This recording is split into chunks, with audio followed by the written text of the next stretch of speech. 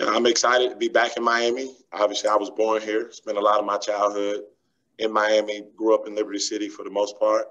My entire family's here, so it's like a homecoming for me. Manny's done a phenomenal job with the defense and a phenomenal job with the program. And it's a program that has a rich history, rich tradition, and it's something that, like, I'm on fire about being here. And a lot of these guys I've recruited because at every school I've been at, I've kind of recruited South Florida. And so I know it's a lot of familiar faces with the kids and with the coaches. So I'm like on fire to be here. Great. Coach Ish, we're going to go into questions, and we're going to start with Chris Stock from InsideTheU. Chris, go ahead.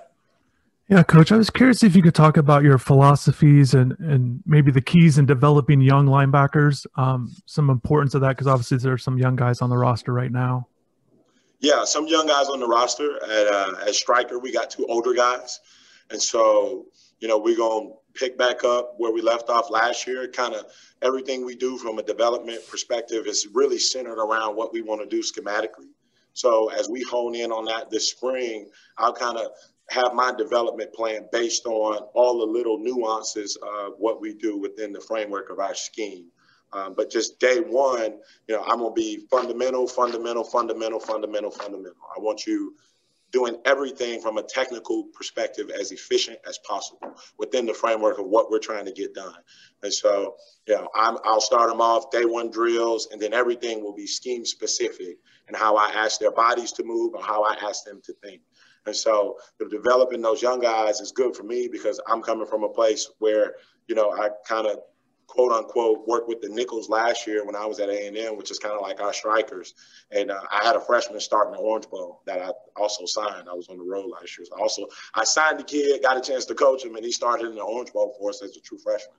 And so I'll say from a developmental perspective, that's something I'm extremely familiar with. And like I said, day one fundamentals, then body movement, efficiency, and then getting them to play within the framework of the scheme. And so at striker, I'm blessed to have 2 older guys, and then we got a freshman there. But, I think by hook or crook, we're going to find a way to get them to play well. Coach, we're going to go next to David Lake at 24/7. David, go ahead. Hey, Coach. Welcome to Miami. Wanted to ask you more. You touched on it a little bit, but just your background and your connection with South Florida. I guess, is it fair to say you grew up a Miami fan? Were you recruited much by Miami at all when you were a prospect up in Orlando? And just what do you think about when you think of the Miami Hurricanes? Yeah, growing up in Florida, I'll say no matter where you're at and how you grow up, what environment you were in, everybody was a fan of the Miami Hurricanes, right? Like growing up in the 90s or whatever your time was, 80s, 70s, 60s, like everybody was a fan of the Hurricanes. Like I don't care where you were at, what you were doing, everybody was a fan of how they played, the style that they played with, and the swagger and confidence they played with. So, yeah, I've always been a Miami Hurricane fan. Kind of my upbringing, like I said, my entire family is from here. In my last, 2 or 3 years of high school, I moved up north with my mom to Evans High School. So actually, Aubrey Hill kind of recruited me a little bit, him and Wesley McGriff. As you fast forward, I didn't end up getting an offer because I tore my ACL my spring of my junior year. But yeah, always have been a Miami fan. I think you got no choice I was born at North Shore Hospital, so I think I came out of the womb with a Miami bib on or something. I bet the doctor who gave me birth was probably a Miami grad. I follow up too, and just like, what was the connection point with getting the ball rolling with Miami? Getting a job there. Did you have a relationship with Manny Diaz, or how did that all kind of happen? Yeah, like I said, the last 2 off seasons when I was at A&M, I recruited Miami exclusively. I signed Donnell Harris. That's kind of my first year there. Then the second year, I signed Keith Brown and Amari Daniels out of Miami Central. And so, you don't sign a player from Miami and take them all the way to Texas without somebody asking questions, especially not the one of, Donnell Harris's status. He's a top 50 player in the country and one of the top players in the state. I think Manny's always been aware. Manny is extremely smart. He's very well researched. He's going to look very, very detailed into what's going on in his city, because if I'm him, I'm thinking this is my city. Nobody comes into my city. And he has that mentality and that attitude, which is why I'm happy to work with him. But I think definitely from a recruiting perspective, a defensive perspective, we played pretty well on defense at A&M this past year. Manny's very well aware of that as well. And so I think it was, what do I want the culture of my team to be from a staff perspective, and for who do I want to train my players? And I think, we had some conversations and it was a good fit, but I've always been aware. We've always had a little bit of a personal awareness of each other, just because of, recruiting Miami. Obviously he's aware of who my family is. He's known some of my family members for years. So that we've always had a mutual awareness of each other, I would believe. And then definitely from a defensive perspective, guys I've worked with, guys I've been under, guys I've trained under, he's very, very well aware of all of that. And so I think it was just kind of a mutual connection, mutual fit. Coach, we've got a couple more for you. We're going to go to David Ferrones at the Sun Sentinel. David, go ahead. Hey, Coach, welcome to Miami. I was going to ask about that reputation as a recruiter, and you just mentioned a few reasons why you have that reputation. But what will be different now for you in now being on the coaching staff and getting to recruit from this position? And also want to get an idea of what your recruiting pitch might be for some of these guys now recruiting for Miami. Yeah, that's a good question. Not much different for me, like I said, because, Miami has been the center point of my recruiting and who I've recruited, and I've always focused on the city. So a lot of the relationships that I had, whether it be, some of the names, I won't even put the names out there, but just guys that I know throughout the city that we all know in the recruiting world, that is not going to change. I think it gives us it's kind of like you take one of the guys that have signed players for Miami and you bring them in-house, and I think that gives Miami a competitive advantage, and it gives me a competitive advantage. And so I'm excited about that. I think, now I'm playing, it's home field advantage now. Before I didn't have that, and there's some things I had to overcome, and now I'm playing with home field advantage. So, I'm excited about that. And I think from a philosophical perspective, nothing really changes. Like, I'm big on relationships. Anybody who knows me will tell you that. Like, this dude is going to spend time getting to know you. Like, and I want you to get to know me, right? And so a lot of the kids that I came in and I looked at the recruiting board and I'm talking recruiting and I'm like, hey, guys, I know like 85% of these kids. It's going to be like 85, 90%.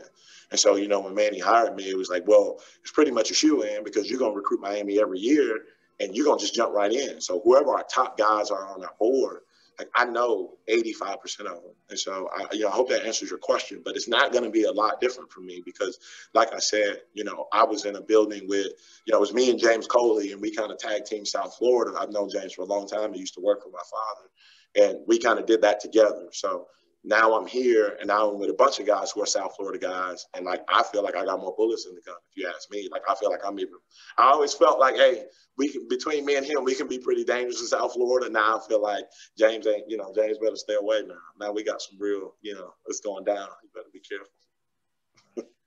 Coach, we got Susan Miller-Degnan from the Miami Herald. Susan, go ahead. Hey, Coach, welcome. Absolutely. I'm excited.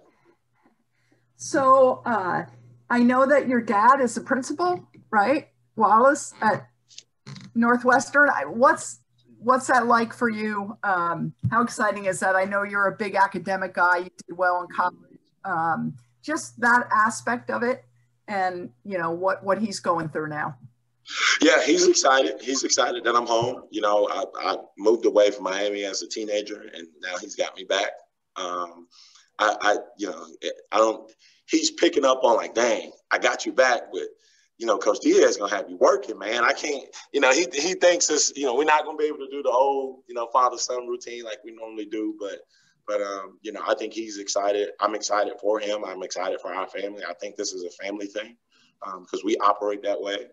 Most of my family, we all come from the academia world. And he's thrilled. I'm excited. I'm excited to be back closer to family. So, him being the principal at Miami Northwestern, I don't know, I hadn't signed the kid out of there. We were recruiting Terrence Lewis when he was there. We were recruiting Cam Kitchens. But, I think it kind of increases, the right word would probably be credibility in that, you're a true South Florida guy, because the most important I would say one of the strongest football brands from a high school perspective is probably Miami Northwestern, along with St. Thomas Aquinas and some other schools. And so I feel blessed to be a part of that family as well, because, you know, I grew up literally blocks from Miami Northwestern. So I always felt a part of that family. And I think it's cool now that, you know, my dad's the principal there. Coach, we got two quick ones for you guys, just because we've got a few of our student athletes to get to. Two quick ones. We'll go to Gabby Urrutia from 24/7. Gabby, go ahead. Talk to me, Gabby. Talk to me, brother. Hey, what's up, Coach? I just wanted to ask, I know you're obviously on a staff with just a bunch of recruiters. I just kind of wanted to get just more of an understanding of like your specific role within, you know, the recruiting department. Like, who are you going to be recruiting? And also if you have like an area of Miami that you're going to kind of control or take care of, because I know you guys do have a lot of South Florida guys with, you know, DeMarcus Van Dyke, Travaris Robinson. So I just wanted to get a better understanding of your role within the recruiting of the program. Yeah. I'll answer that a couple different ways. So, you know, things are still being ironed out. I just got my cane card 2 days ago. So, you know, we're still ironing some things out. I think another thing that gives us a competitive advantage is, you know, I finished high school in Orlando at Evans High School, which is an inner city school.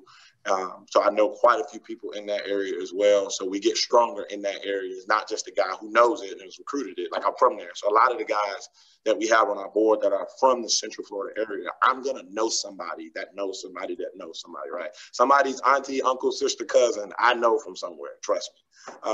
And so now you strengthen that in Liberty City, which is where I grew up. We don't, you know, like deep into Liberty City, and then you strengthen it inner city Orlando.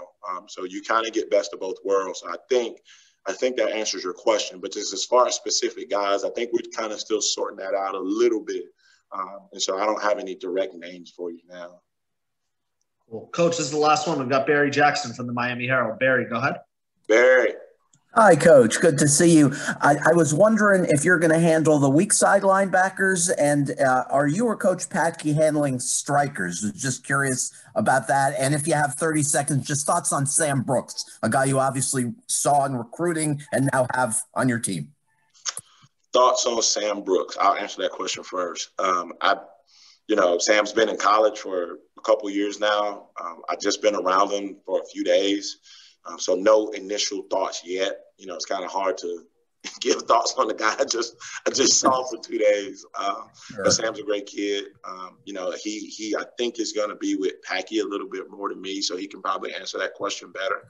And as far as how we're going to divide that, you know, strikers is probably what I'm going to coach, and you know, that's going. I know you're familiar with our scheme, but that's our outside linebacker, and so that guy's got to be really athletic. He's got to be a jack of all trades, really. And I hope that answers your question, Barry. Thanks, Coach. Appreciate it. Absolutely. Coach Ish, thanks for spending a few minutes with us today. Welcome to the U, and we'll be talking to you soon. Let's do it, baby. Back in the 305. Awesome. Thank you. All right. Y'all be good.